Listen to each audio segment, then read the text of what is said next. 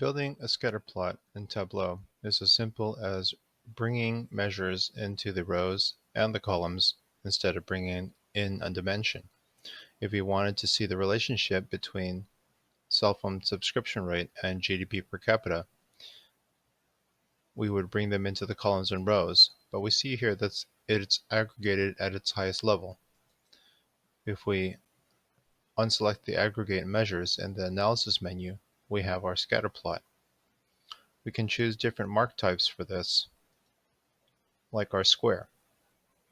And then after we have our marks aggregated, we can add different items in to look at the relationship between these measures. We can bring in a trend line. When you hover over the trend line, it'll give you your linear regression, it'll give you your R-squared value, and it'll give you your p-value. Generally, you want your p-value to be less than 0.05. You want your R-squared to be closer to 1, because that will explain that the variation is associated with the model, and the lower the p-value, the less likely that the trends are according to chance.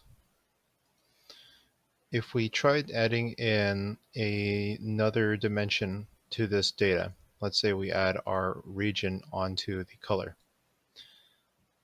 the trend line would also split along the region. So now we have multiple trends over here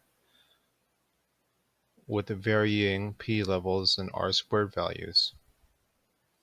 It looks like for Asia and Africa, the p-value is significant enough that this is not due to chance. If we wanted to add in extra detail when we're hovering over the marks, we would bring that over to the details. This way, it's not going to affect the trend. Let's say we added the region to details instead of the color. Then the trend line would only be a single trend line, versus if we had, oh, that's too many. Versus if we had region as one of the items that's affecting the marks.